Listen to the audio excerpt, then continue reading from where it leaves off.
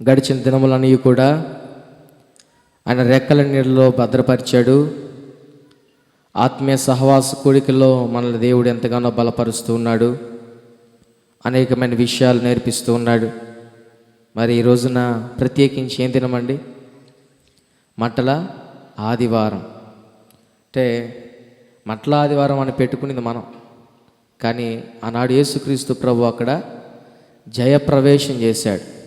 ఆలోచించేయండి, ఆనాడు ప్రజలు మట్టలు మాత్రమే పట్టుకోలేదు, బట్టలు కూడా పరిచారు. అప్పుడు బట్టల ఆదివారం కూడా అనొచ్చు కదా. ఉట్టి మట్టల ఆదివారం అని ఎందుకు అంటున్నారు? ఒక హిస్టరీ ఉంటుంది. అయితే జాగ్రత్తగా వినండి. ఈ రోజున మీకు కొన్ని ప్రత్యేకమైన విషయాలు చెప్పాలని ఆశపడతా ఉన్నాను. ప్రతి సంవత్సరం వింటానే ఉంటాం, సందర్భాలు మారవు. అదే మట్ల ఆదివారం ఉంటుంది, అదే గుడ్ ఫ్రైడే ఆరాధన ఉంటుంది, అదే ఈస్టర్ ఆరాధన ఉంటుంది, అదే క్రిస్మస్ ఆరాధన కూడా ఉంటుంది. సందర్భాలు అవే, వాక్యాలు కూడా అవే. కానీ దేవుడు మనల్ని ప్రేమించి మనకు కావాల్సిన ఆత్మీయమైన ఆహారాన్ని మనకు పంచుతూ ఉంటాడు. ఎందుకంటే మనం అంతా కూడా సర్వసత్యంలో ముందుకు కొనసాగాలని దేవుని యొక్క ఉద్దేశం. కావున కొద్ది నిమిషాలు మీతో నేను దేవుని వాక్యం పంచుకుంటూ ఇష్టపడుతున్నాను. ఇప్పుడు యేసుక్రీస్తు ప్రభు ఎందుకు యెరూషలేములోనికి జయప్రవేశం చేశారు అని తెలుసా మీకు? ఎందుకు వెళ్ళారు ఆయన? యేసుక్రీస్తు ప్రభు ఆయన ఈ లోకానికి వచ్చినప్పుడు ఆయన 30 సంవత్సరాలు తల్లిదండ్రులకు విధేయుడై జీవించి 3.5 సంవత్సరం ఆయన సేవ చేస్తే, ఈ 3.5 సంవత్సరాల్లో ప్రత్యేకించి ఆయన ఉద్దేశాలను బట్టి, ఆయన తీర్మానాలను బట్టి ఎప్పుడు కూడా బ్రతకలేదు. తన తండ్రి చిత్తానుసారంగానే ఆయన జీవించాడు. తన తండ్రి ప్రవక్తల ద్వారా ముందు పలికించిన మాటలు నెరవేర్పు విషయంలో ఎన్నో కార్యాలు యేసుక్రీస్తు ప్రభు వారు చేశారు. వాటిలో ఇది కూడా ఒకటి. పాత నిబంధన జకర్యా గ్రంథం 9వ అధ్యాయం 9వ వచనంలో రాయబడి ఉంది. ఒకసారి చూడండి. సియోను నివాసులారా బహుగా సంతోషించుడి, యెరూషలేము నివాసులారా ఉల్లాసముగా ఉండండి. నీ రాజు నీతిపరుడును రక్షణ గలవాడును దీనుడై గాడిద పిల్లను ఎక్కి నీ వద్దకు వచ్చుచున్నాడు. యేసుక్రీస్తు ప్రభు జన్మించక ముందు ఎప్పుడో జరిగిన విషయాలు యేసుక్రీస్తు ప్రభు పుట్టినాక ఆయన సేవలోకి వచ్చినప్పుడు ఇవి నెరవేర్చబడ్డాయి. కానీ ఇవి ఎప్పుడో తన తండ్రి ద్వారా ప్రవక్తలు ప్రవచించినట్లుగా ముందుగానే వీటిని గురించి తెలిపినట్లుగా మనం గ్రంథాలు చూస్తే అర్థమవుతా ఉంది. అయితే యేసుక్రీస్తు ప్రభు జయప్రవేశం చేసేదానికి, ఆయన మెస్సీయగా రక్షకుడుగా అనేక మందికి తెలియాలన్న ఉద్దేశంతోటి యెరూషలేములో జయప్రవేశం చేయడం, శిష్యులకి ఆ గాడిద పిల్లను తీసుకొని రమ్మనడం, వారు తీసుకొని రావడం, ఆయన ఊరేగింపుగా యెరూషలేములోకి ప్రవేశించడం ఇవన్నీ కూడా మనం చూస్తాం. అయితే ఈ రోజున ప్రత్యేకించి మీకు నేను చెప్పాలనుకుంటున్న ప్రాముఖ్యమైన విషయాలు, దేవుడు మీతో పంచుకోవాలనుకుంటున్న విషయాలు ఏంటంటే, యేసుక్రీస్తు ప్రభు ఆ గాడిద మీద ఎక్కి వెళ్తా ఉన్నప్పుడు ఆ చుట్టూ చాలా రకాలైన మనుషులు ఉన్నారు అక్కడ. వారిని గురించి దినం మీతో దేవుడు చెప్పాలని ఆశపడతా ఉన్నాడు.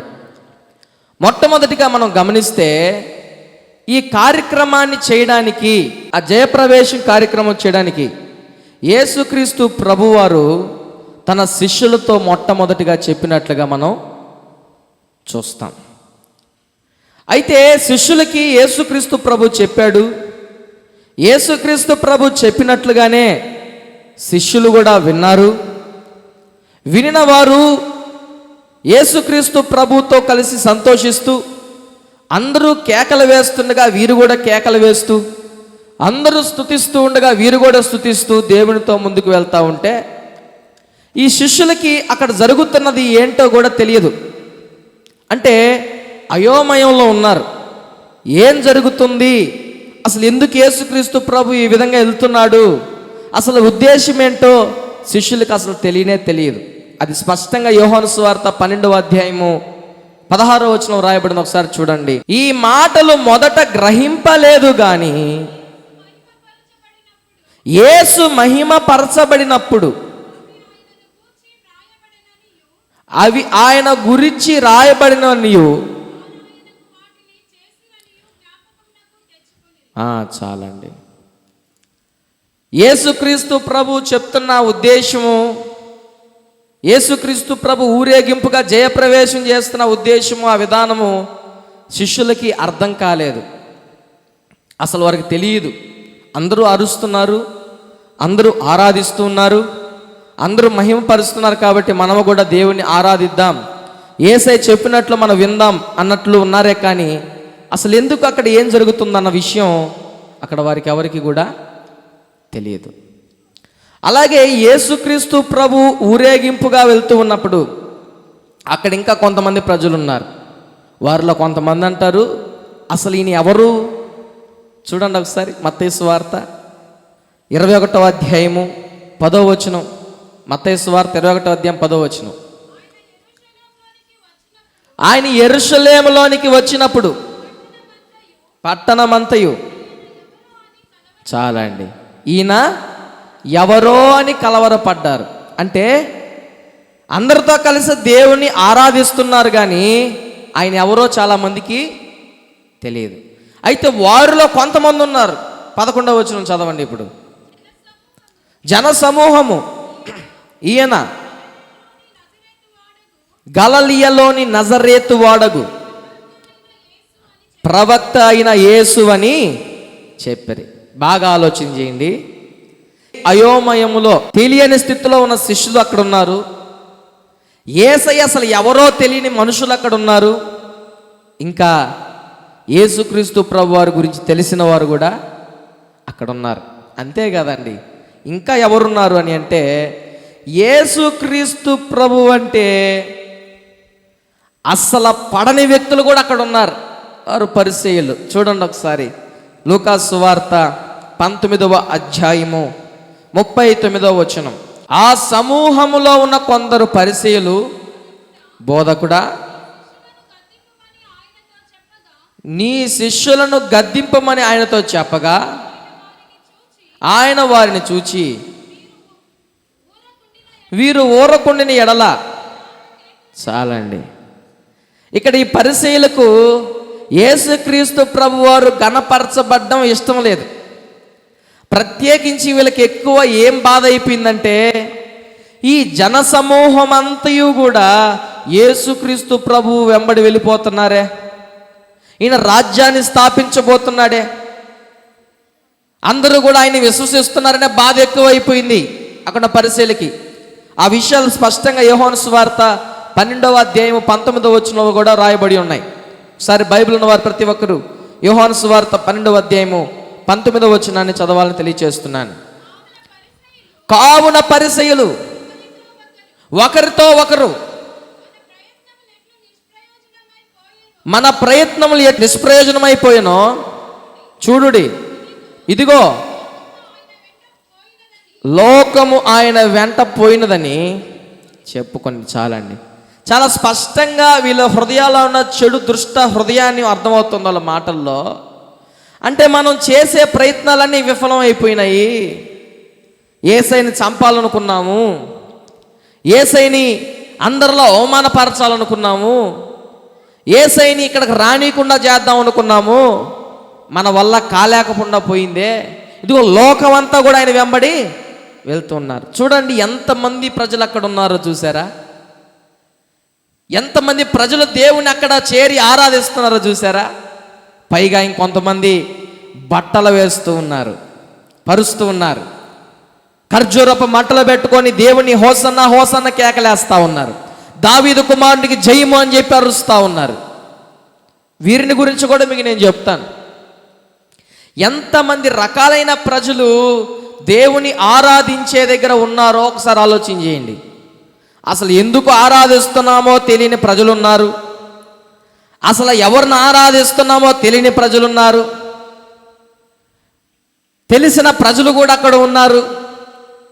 యేసుక్రీస్తు ప్రభు వారిని ఎప్పుడెప్పుడు పట్టుకొని హింసిద్దామా, ఎప్పుడెప్పుడు ఆయన బాధ పెడదామా అనుకున్న ప్రజలు కూడా అక్కడ ఉన్నారు.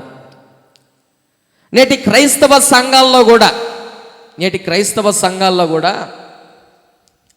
యేసయ్య గురించి తెలియని వారు చాలామంది ఉంటారు. స్వస్థతల కోసమే దేవుని మందిరకు వచ్చేవారు చాలామంది ఉంటారు. అవసరాలు తీర్చుకునేదానికి వచ్చేవారు చాలామంది ఉంటారు. పండగల పూట భోజనాలు చేసేదానికి వచ్చేవాళ్ళు చాలామంది ఉంటారు.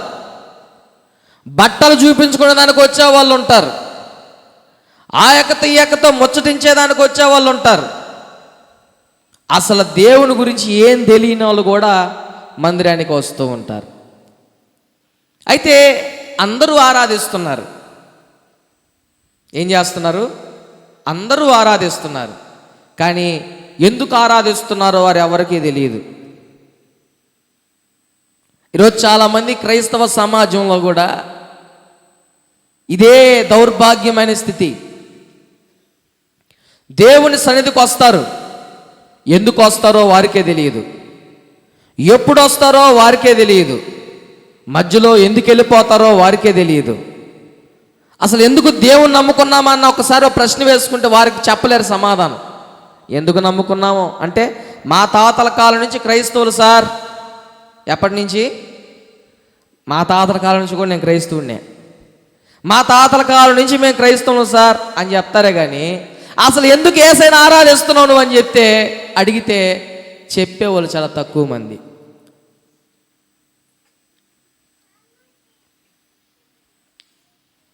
యేసుక్రీస్తు ప్రభు జయ ప్రవేశం చేస్తూ ఉన్నాడు. దేవుని ఆరాధిస్తూ ఉన్నారు. అక్కడ ఆ బట్టలు పరిచేవారు, ఖర్జూరపు మట్టలు ఎగరేసేవారు ఎందుకు ఆ విధంగా చేస్తున్నారంటే, ఒక రాజును కొత్తగా స్వీకరించేదానికి, రాజుగా ఆయన్ని అంగీకరించేదానికి వారు ఆ విధంగా బట్టలు పరుస్తున్నట్లుగా, విజయ కేతనాలు ఎగరేస్తున్నట్లుగా, ఆయన రాజ్యం స్థాపిస్తున్నట్లుగా వారు ఆ విధమైన క్రియలు చేస్తూ ఉన్నారు.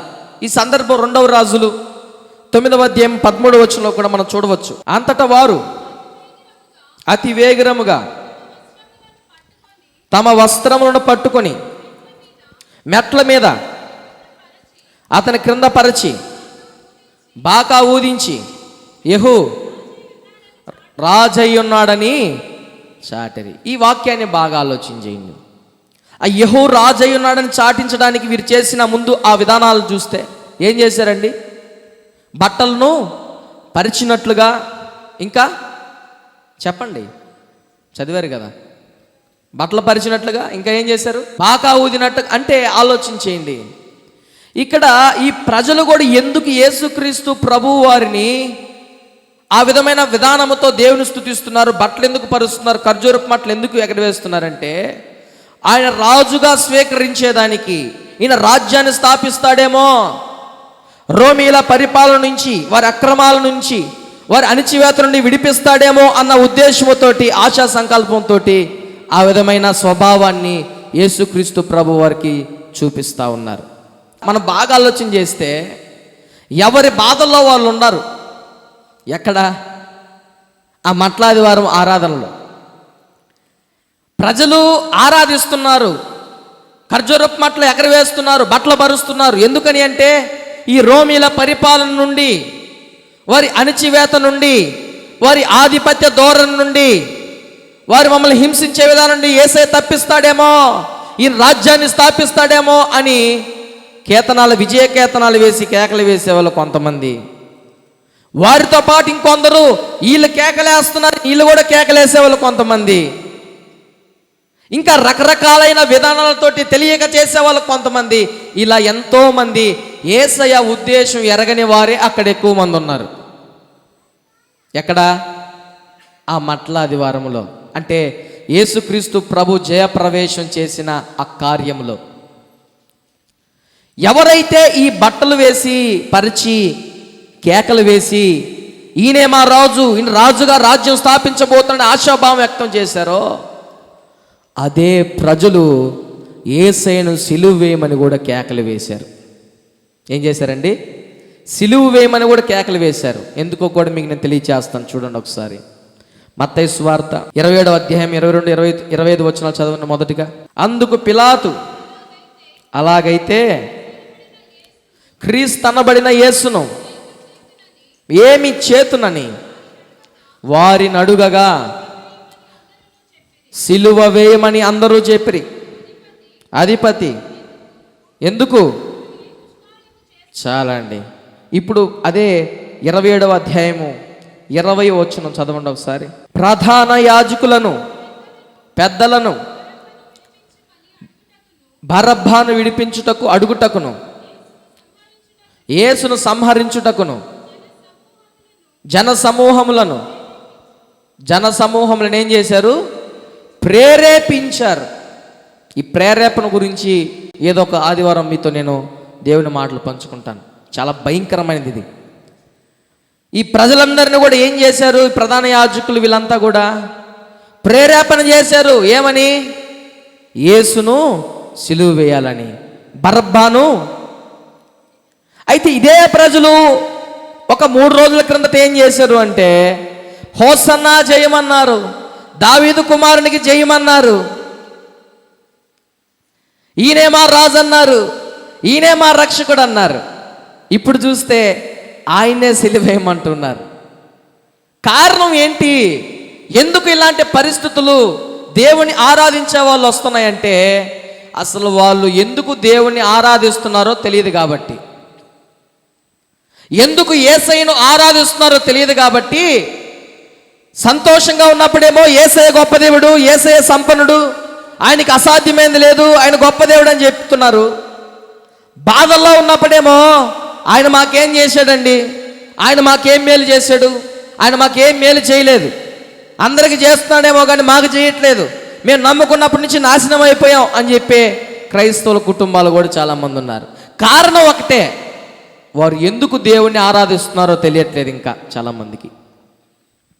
ఏదో మందిరానికి రావడం, ఏదో మందిరానికి వచ్చి దేవుని వాక్యాన్ని వినడం, పాటలు పాడడం, ప్రార్థన చేసుకోవడం అని వెళ్ళిపోతున్నారే కానీ అసలు యేసయ్య మమ్మల్ని ఎందుకు పుట్టించాడు, ఎందుకు నేటి వరకు బ్రతికిస్తూ ఉన్నాడు, ఎందుకు ఈ సమాజంలో నిలిపి ఉన్నాడు, ఎందుకు ఈ సంఘంలో ఒలీవ మొక్కల వల్ల నాటి ఉన్నాడన్న ఉద్దేశాన్ని నేటి క్రైస్తవ సమాజం తెలుసుకోలేకపోతున్నారు. శిష్యులకు కూడా ఒకానొక సమయంలో కనువిప్పు కలిగింది. చూడండి ఒకసారి వాళ్ళకి ఎప్పుడు కనువిప్పు కలిగిందో చూపిస్తాను. లూకాసు సువార్త 24వ అధ్యాయం 45వ వచనం చూడండి. అప్పుడు వారు లేఖనములు గ్రహించినట్లుగా వారి మనస్సును తెరిచి, లేఖనములు గ్రహించినట్లుగా ఆయన వారి మనసు తెరిచినప్పుడు దేవుని యొక్క కార్యాలను, దేవుడు వారి పట్ల చేయబోతున్న ఉద్దేశాలను, ఆయన చేయుచున్న కార్యములను వారు తెలుసుకొనగలిగారు. ఈ రోజున నీ మనసు, నీ హృదయం దేవునికి సమీపంగా లేకపోతే, దేవుని సన్నిధిలో నీ హృదయాన్ని కుమ్మరించకపోతే ఆలోచన చేయండి, నువ్వు ఎందుకు దేవుని ఆరాధిస్తున్నావో నీకు తెలియదు. యేసయ్యతో పాటే ఉన్నారు శిష్యులు కూడా, యేసయ్యతో పాటు దేవుని ఆరాధిస్తున్నారు, అరుస్తున్నారు. అంటే ఎట్లా ఉంది ఒక విధంగా అదంటే, రాజకీయ నాయకుడు ఏదైనా ఊరికి వస్తూ ఉంటే స్త్రీలను, పెద్దవారిని అందరినీ 300, 400, 500 ఇచ్చి ఇది తీసుకొని నాయకుడికి జేజేలు కొట్టండి అని చెప్తే ఏ విధంగా చేస్తారో, అక్కడ డబ్బులు ఇవ్వలేదేమో కానీ ఇంచుమించు ఎందుకు చేస్తున్నారో వారికి అక్కడ తెలియట్లేదు. ఈ రోజున ఒక క్రైస్తవునిగా గుర్తుపెట్టుకోండి, క్రైస్తవులో ఉన్న విశ్వాసులారా, ప్రియ సంగమా ఆలోచించేయండి. ఈ కేటగిరీలో ఎవరి విధానంలో నువ్వు ఉన్నావు? శిష్యులుగా, ఒక క్రైస్తవులుగా మీరు ఉంటూ, దేవునితోనే ఉంటూ అసలు ఏం చేస్తున్నారో తెలియని స్థితిలో ఉన్నారా? అయోమయంలో ఉన్నారా? అసలు యేసయ్య ఎవరో కూడా ఇంకా మీకు తెలియదా? లేదా తెలిసినా కూడా ప్రేరేపణలకు లోనవుతున్నారా?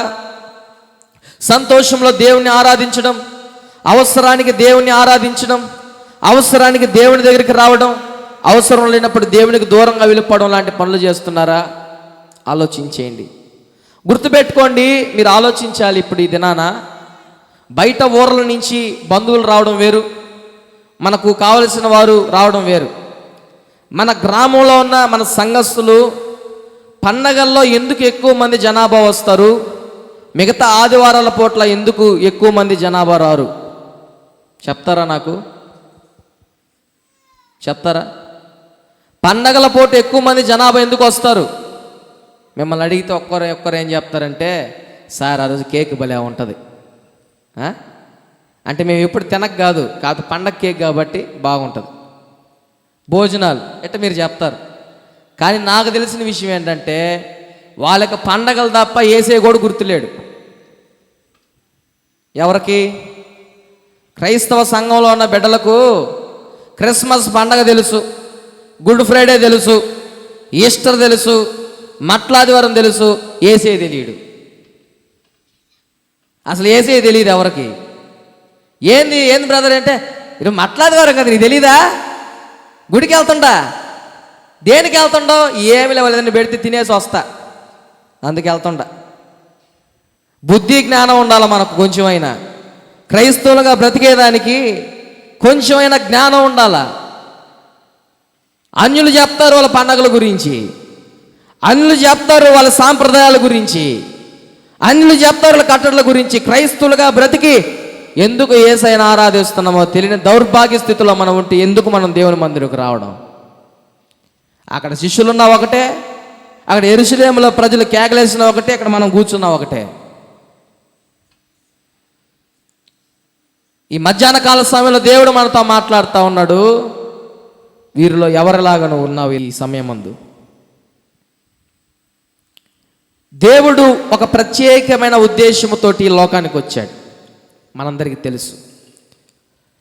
ఆ ఉద్దేశాన్ని గ్రహించి నిజంగా ఆలోచించేయండి. క్రైస్తవుల మనస్తత్వాలు కొన్నిసార్లు నాకు అర్థం కావు.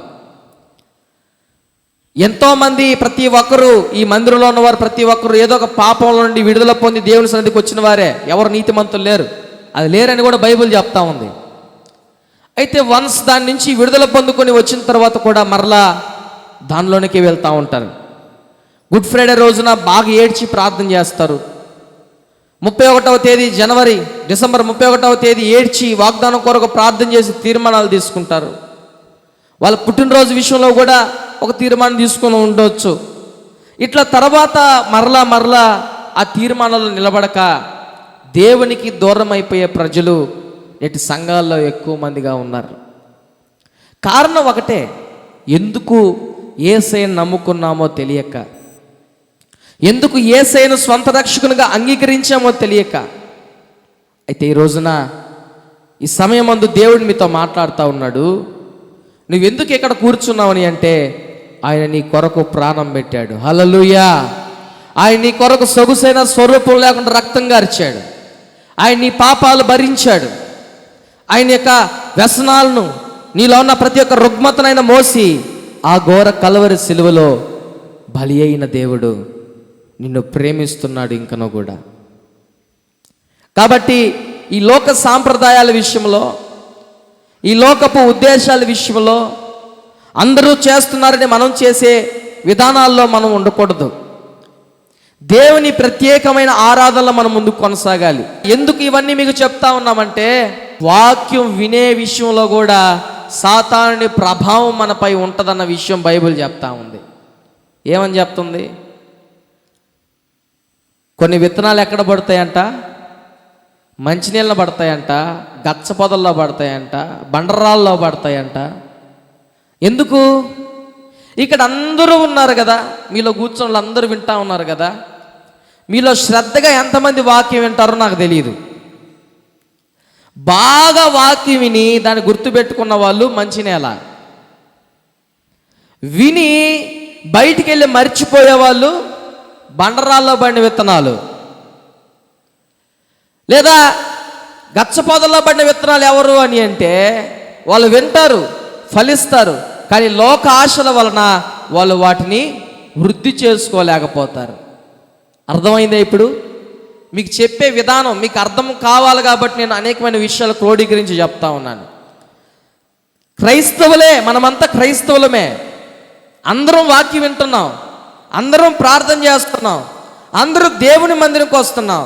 కానీ దేవునికి ఇష్టలుగా ఉండి దేవునికి ఇష్టమైన ప్రార్థన చేసి దేవునికి భయభక్తులు కలిగి జీవించే బిడ్డలు ఎంతమంది ఉన్నారన్నది ఒకసారి మనం తీర్మానం చేసుకోవాలి ఈ సమయంలో. ఈ మాటలు వింటున్న నా ప్రియ సంగమా, ఆలోచన చేయండి. దేవుడు మనతో సూటిగా మాట్లాడుతున్నాడు. ఎందుకు నీవు మందిరానికి వస్తున్నావు అని అడుగుతున్నాడు నిన్ను. ఎందుకు నన్ను ఆరాధిస్తున్నావు అని అడుగుతున్నాడు నిన్ను. నీ కేకలకు అర్థమైంది, నువ్వు చేసే చేష్టాలకు అర్థమైంది, నీ క్రియలకు అర్థమైంది. నన్ను నిజంగా నీవు సొంత రక్షకునిగా అంగీకరిస్తున్నావా అని యేసు అడుగుతున్నాడు. అంగీకరిస్తున్నాను ప్రభువా. మరి కష్టాల్లో, శ్రమల్లో, శోధనలో అప్పుడు మాత్రం అంగీకరించలేనయ్యా. అందుకే బ్యాప్తిజం ఇచ్చేటప్పుడు బ్యాప్తిజం తీసుకునే వ్యక్తితోటి సేవకుడు మాట్లాడతాడు. బ్రదర్, ఎంతవరకు దేవుని నమ్ముకుంటారు? నా జీవితాంతం దేవుని నమ్ముకుంటారు అంటారు. ఎవరు? బ్యాప్తిజం తీసుకున్న వాళ్ళు. నా జీవితాంతం వాళ్ళు దేవుని నమ్ముకుంటారు, కానీ గుడికి మాత్రం రారు. ఎవరు? బ్యాప్తిజం తీసుకున్న వాళ్ళు జీవితాంతం దేవుని అయితే నమ్ముకుంటారు. వాళ్ళ పేరు క్రైస్తవుడు అనే ముద్ర పడిపోయింది, అంతే. తీసేయి, క్రైస్తవుడు అంతే. ఎందుకు క్రైస్తవుడు? దేనికి క్రైస్తవుడు? దేవుని ఆరాధిస్తున్నాడనా?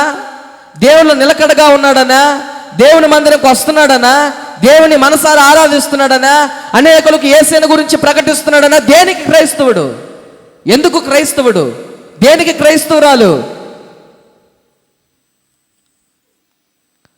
దేవునికి ఇష్టలుగా జీవించేదానికి క్రైస్తవులారు, కానీ ఆయనకి ఇష్టం లేకుండా జీవించేదానికి కాదు. క్రైస్తవులుగా జీవించి కూడా ఇంకా లోక ఆశలో బ్రతికేదానికి కాదు క్రైస్తవులు. మీరు వాటిని విడిచిపెట్టాలని దేవుడు క్రైస్తవులుగా చేశాడు మిమ్మల్ని. 10 మందికి సహాయపడాలని, ఇతరులను క్షమించాలని, ఇతరులను ప్రేమించాలని, క్రీస్తు రాజ్య వ్యాప్తికి పాటుపడాలని మిమ్మల్ని తన బిడ్డలుగా, వారసులుగా చేసుకుంటే దేనికి క్రైస్తవులు ఈ రోజున? మీరు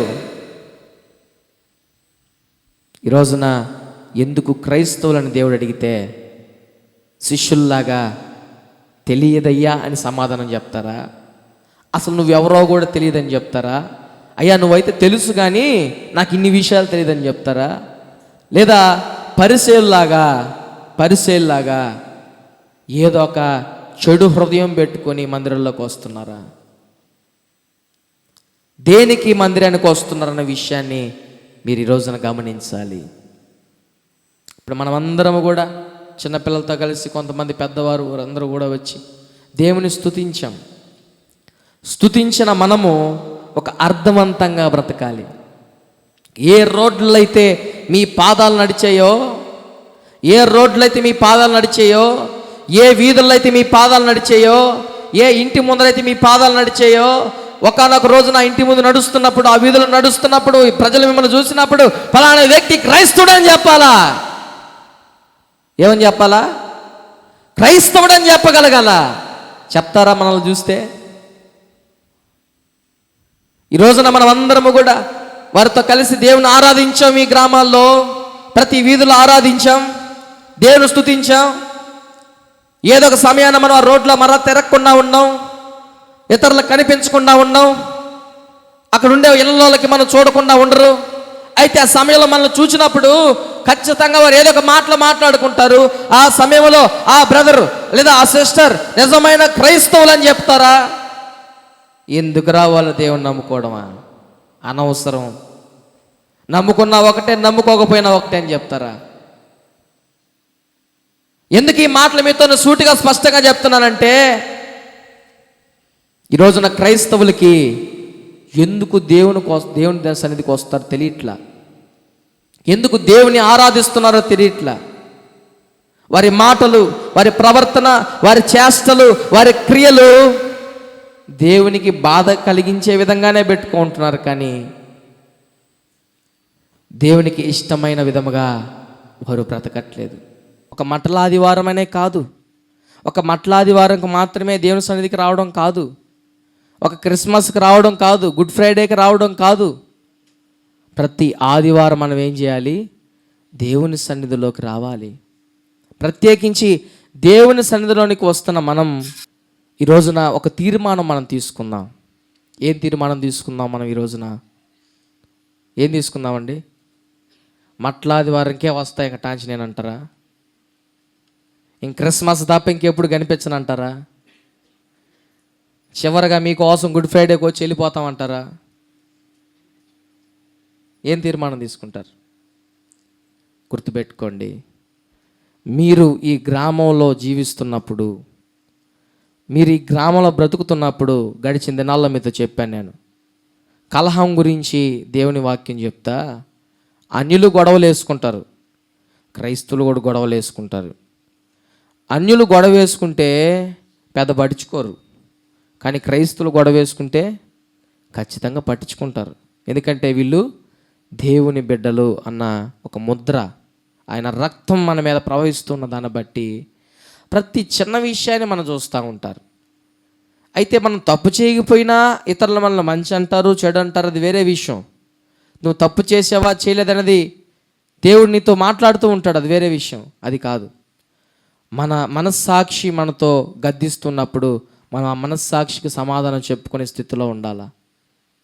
మనం ఎలా బ్రతుకుతున్నాం, యేసే కోసం ఏ విధంగా జీవిస్తున్నాం, ఏ విధంగా యేసే కొరకు బ్రతుకుతున్నాం, అర్థవంతంగా బ్రతుకుతున్నామా, తెలిసి బ్రతుకుతున్నామా, తెలియక బ్రతుకుతున్నామా అన్న విషయాలు మనం ఒకసారి తీర్మానం తీసుకున్నప్పుడు ఆ శిష్యుల మనస్సులో దేవుడు తెరిచినట్లుగా, లేఖనాలు తెలిసినట్లుగా ఈ రోజున మనకు కూడా దేవుడు ఆయా దైవ సేవకుల ద్వారా దేవుడు మనకేం చేస్తున్నాడు?